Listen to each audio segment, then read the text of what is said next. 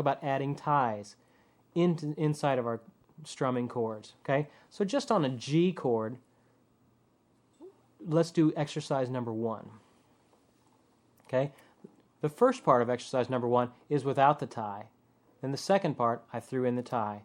Your strumming pattern is going to change just slightly, but the up and down cycle of your hand is the same, whether I'm hitting the strings or not hitting the strings. Number 1, A, on a G chord. Down, down, up, down. Okay, one more time. Down, up, down. Now, even though it's just a half note, I want you to keep your hand going. Very important concept. Keep your hand going, or you're going to forever get turned around on where you need to be playing. The secret is, let me tell you the secret for somebody who's done it for years, keep your hand going, okay? Down, down, up, down. Now I know you're saying to yourself, why should I keep my hand going on just a half note? I'm going to get worn out. I'm going to die early, die young in my life because I'm wasting all of my energy doing this. No, you need to keep that because as we get more and more complex with our rhythms, if you don't keep that hand going, you're going to sound choppy and you're not going to be able to keep up. Okay? Now, 1B. I'm going to throw that tie in. We had been going down, down, up, down. Now I'm just going to take away one of those downs and see what happens. Down, down, up. Down, down, up, down, up, down, up, down, down, up, down, up, down, up. You're ending your strum on an upbeat. Feels kind of funny. Okay, let's try it one more time. Down, down, up. A little bit faster. There you go. May take a while for you to kind of get the concept of this. Down, up, down, up. Let's do number 2. The first part of it, A, without the tie. Down, down, up, down, up, down. Again. When I add the tie in, it then becomes down, down, up, down, down, down, up, down. Okay? Again, don't get confused. What's the rule? Keep your hand going. If your hand is always going, you'll end up being in the right part of the cycle to land on it. One more time, 2B. Down, down, up, down. I'll slow it down even a little bit more. Down, down, up. There's that silent down there. And then we come back into it. Great. Let's do number 3. Without the tie first. Ready? Go. Keep your hand going again. Okay, now the B section. I'm going to throw that tie in. Down, up, keep your hand going. Down, up, keep your hand going. A little bit faster. A little bit faster, go. One more time, go. Very good. There you go. Great. Okay? Now I think we're ready for suspended chords. Okay? We're just going to cover 3 of them. This will be the last of our basic chords. You have covered probably close to 20 chords in this session and the past session. So we have crammed a lot of chords into you in a very short amount of time. It may take a while to kind of process all of those. The last 3 we're going to cover are suspended chords. Suspended chords is just a way of referring to they're going to take the 3rd note of the scale and suspend it up to the 4th. We'll learn a little bit more about the mechanics of that in a little bit, but just realize it's related to the major chord. A, our major chord, is like this. Now, for suspended chords almost always involve your pinky. Slide that pinky out, just 1 fret. That's an A suspended. Now, you may be saying to yourself, well, why don't I just play it like this?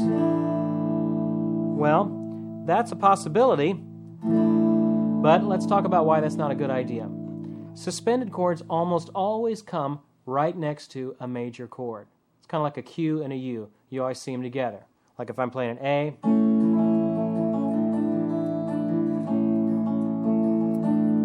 See how I'm just putting my pinky out? If I did it the other way, it wouldn't work. I have to really whack out my hand in order to get it to work. So it's much easier to do it with your pinky. That's why I encourage you to learn it that way. Okay, D suspended is the next one. Okay, now look carefully at the numbers on that chord block. It tells you where to put your fingers.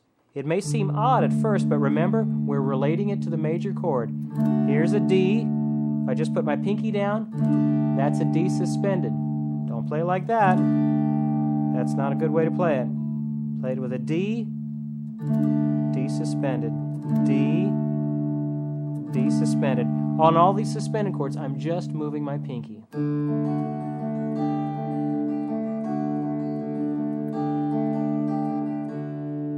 See how that works?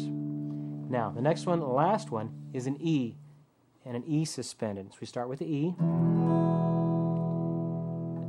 E suspended, sneak that pinky right up underneath there. It's kind of like an A chord, just you moved everything up a string set. Okay, so we're back to E.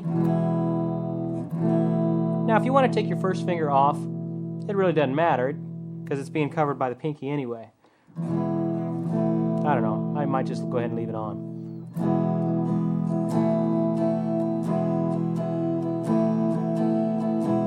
Okay, E.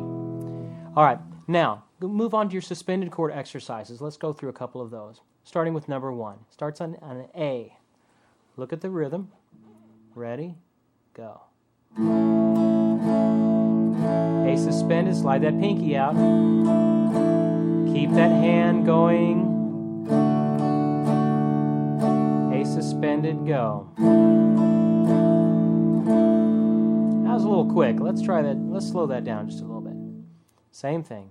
Play. Keep your hand going. A suspended. D, go. A suspended. There you go. Much better. Okay? Now, number 2, we're going to start throwing those ties in. Okay? Look at that rhythm. Starts on a D. Quarter, 2/8 going into that half note with a tie. Keep your hand going. That's the rule. Ready? Go. Listen to it first. Down, up. Keep your hand going. D sus. Now to a G. D sus. Good. It all works out if you remember to keep that hand going. Try it for me one more time.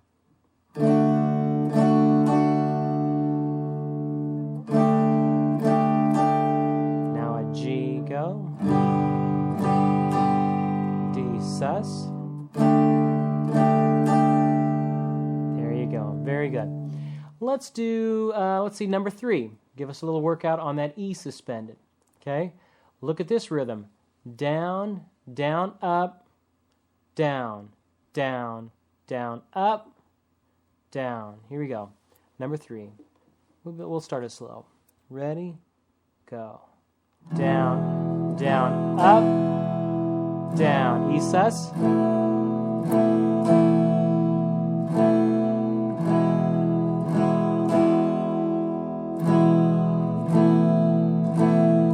Little bit faster.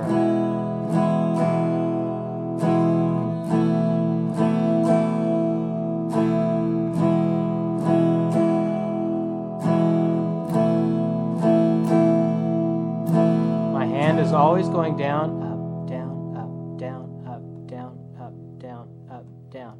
My hand is always going in that cycle. As soon as you start getting a tempo, even when we're just counting things off, get that hand started. Down, up,